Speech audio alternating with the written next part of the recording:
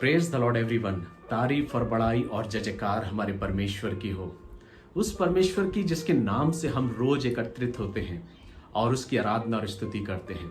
हम परमेश्वर का धन्यवाद करते हैं कि परमेश्वर अपने वचन के द्वारा हमसे और आपसे बातचीत करता है।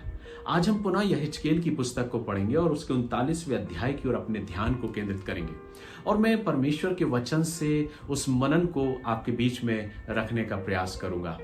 मेरे प्रियो, कई बार अक्सर ये होता है कि जब हम एक ही पुस्तक को लगातार मनन करते हैं या अध्ययन करते हैं तो कई बार धीरे धीरे हमारी दिलचस्पी उसमें खत्म होने लगती है और फिर हमारा मन उस पुस्तक में नहीं लगता। चूंकि हमने अभी तक 39 चैप्टर यानी कि 39 डेज अभी हमने खत्म कर चुके हैं इस पुस्तक के विषय में। अभी कुछ और अध्याय हैं जिनको हमें पढ़ना बाकी है और हर चैप्टर के द्वारा परमेश्वर हमें कुछ नया सिखाने का प्रयास कर रहा है। कई बार लोग जंप करते हैं कि हमें कुछ और सुनना है, हम फिर अपने अपने कानों के अनुसार, अपनी इच्छा के अनुसार दूसरे पुस्तकों में या दूसरे वचनों में हम चले जाते हैं। क्यों? क्योंकि हमारा मन और हमारे कान हमेशा उन बातों को सुनना पसंद करते हैं जो हम चाहते हैं, जैसा हम पसंद करते हैं। लेकिन नहीं मेरे प्रियो, जब हम लगातार किसी पुस्तक का अध्ययन करते हैं तो परमेश्वर हमसे बहुत सारी बातों को करता है।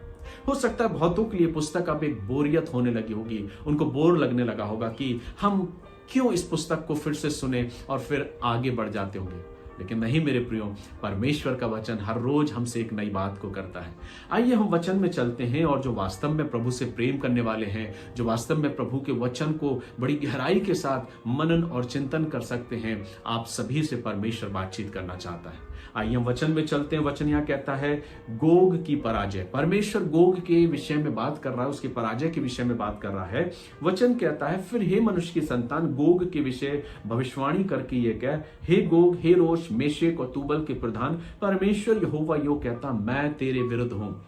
मैंने परमेश्वर के वचन से आज रविवार के दिन अपने लोगों के बीच में परमेश्वर की उस वचन की गहराई को बताया कि ये देश क्या है और उन देशों के विषय में आज वर्तमान की स्थिति में ये भविष्यवाणी मुझे कहां तक सत्य साबित करती है। कल के संदेश में भी, कल के मनन में भी मैंने कुछ भाग टच किया था और आपको बताने का प्रयास किया था। जो बात मैं आपसे कर रहा हूं वो ये कि परमेश्वर उन देशों से बात कर रहा है, उन लोगों से बात कर रहा है जिन्हें अपनी बल पर, अपनी शक्ति पर भरोसा है, जो परमेश्वर पर नहीं लेकिन अपनी ताकत पर, अपनी बल पर, अपनी शक्ति पर भरोसा रखते हैं। कई बार बेशक हम और आप भी मेरे प्रियो अपने अधिकार, अपने पद और प्रतिष्ठा और अपनी शक्ति पर, अपनी दौलत पर घमंड करते हैं और हमें भरोसा होता है। लेकिन नहीं मेरे प्रियो, सबसे बढ़कर हमारे लिए जरूरी क्या है? कितनी ताकत आपके पास है, कितनी सामर्थ्य आपके पास है, ये मायने नहीं रखती, पर मायने ये रखती है कि आप क्या उस जीवते परमेश्वर को पहचानने पाए या नहीं। और कल मैंने संदेश में कहा था कि इज़राइल के लोग परमेश्वर के लोग हैं और वचन जैसा कहता है, जो तुझे छूता है वो मेरी आंख की पुतली को छूता है। परमेश्वर उन्हें इतना प्रोटेक्शन दिया हुआ है, परमेश्वर उन्हें इतनी सुरक्षा प्रदान किया हुआ है क्योंकि परमेश्वर इस बात को बताना चाहता है। आज सारी दुनिया इस बात को जानती है कि और इस बात से हैरान है कि परमेश्वर उन लोगों से, जो इजरायली लोग हैं, जिसके विषय में वचन भी हमसे बातचीत करता है।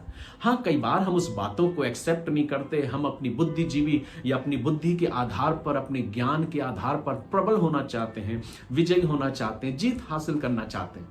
पर हम ये नहीं सोच सकते मेरे प्रियो कि परमेश्वर जिनके साथ है उनके साथ कोई भी विरोध में खड़ा नहीं हो सकता। और जैसा कि मैंने आपको हमेशा इस बात को बताया कि वो परमेश्वर जो सदैव अगर मेरे साथ है, जिसकी हम आराधना करते हैं, जिसकी हम उपासना करते हैं, हम उसे किसी और स्थिति में, किसी और रूप में नहीं ढाल सकते मेरे प्रियो, क्योंकि वो परमेश्वर है, वो सर्वशक्तिमान परमेश्वर है और वो कहता है तू मुझसे बातें कर और मैं तुझे जवाब दूंगा। कई बार अक्सर लोग बोलते हैं कि वचन से बात करने के द्वारा हम परमेश्वर से कैसे बात कर सकते हैं। लेकिन नहीं मेरे प्रियो, जब हम वचन को पढ़ते हैं, मनन करते हैं, तो परमेश्वर स्वयं बातें करता है। वचन जैसा हमको बताता है, परमेश्वर का वचन कहता है कि यहोवा यूं कहता है। ये परमेश्वर का वचन ही तो है। वो यहोवा परमेश्वर जो इजराइलियों को मिस्र की गुलामी से निकाल कर लेकर आया और परमेश्वर आज तक अपने अनुग्रह को उन पर बना के रखा है कि कोई भी किसी भी प्रकार से उन्हें हानि पहुंचाने का प्रयास भी करता है तो उसका मुंह तोड़ जवाब मिलता है। परमेश्वर वचन में कहता है कि मैं यहोवा हूं, यहोवा परमेश्वर हूं, मैं तेरे विरुद्ध में हूं। मेरे प्रियो, पुराने समय में जब परमेश्वर का वचन, जिस वचन को हम पढ़ते हैं पुराने नियम में, तो हम इस बात को देखते हैं कि हर एक शख्स परमेश्वर यहोवा का नाम अपने मुख से लेने से डरता था। मैंने कई बार इस बात को आपके बीच में रखा।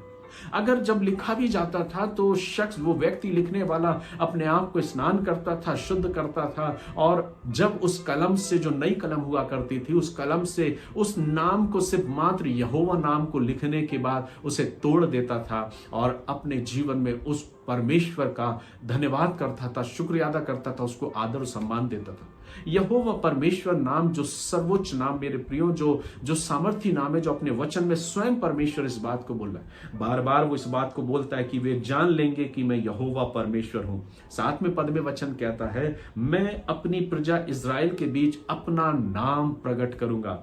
आगे कहता है, और अपना पवित्र नाम फिर अपवित्र ना होने दूंगा, तब जाति जाति के लोग भी जान लेंगे कि मैं यहोवा इस्राएल का पवित्र परमेश्वर हूं।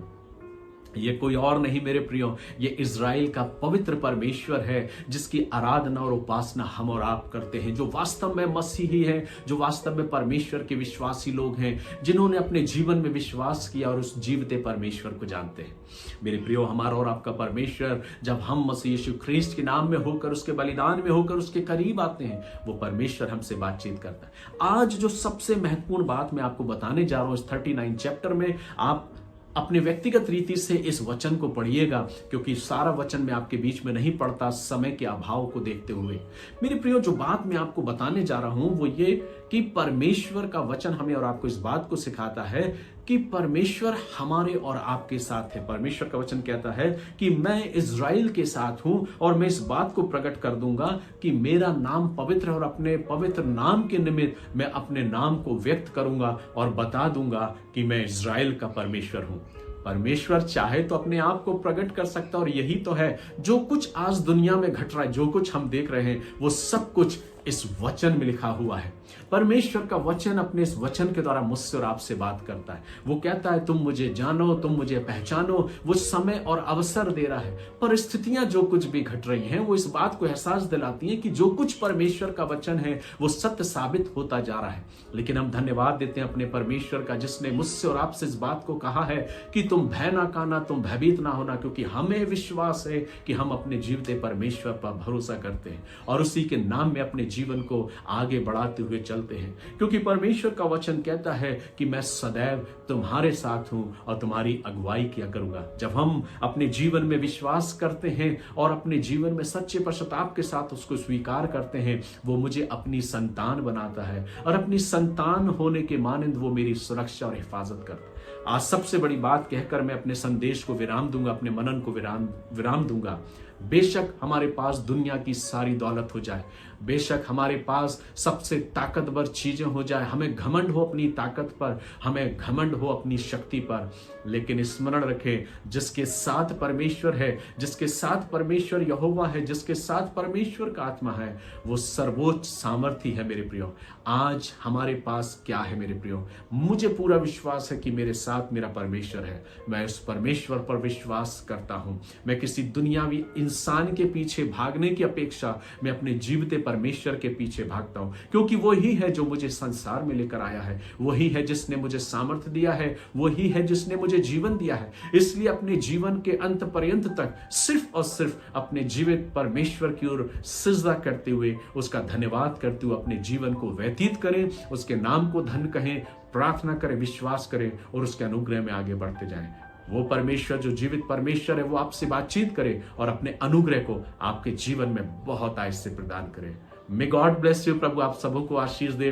परमेश्वर का वचन आप सबों को अपने अनुग्रह से परिपूर्ण करे और आप अपने जीवन में परमेश्वर को और जानते जाएं और पहचानते जाएं, क्योंकि वो सदैव मेरे और आपके साथ है। God bless you.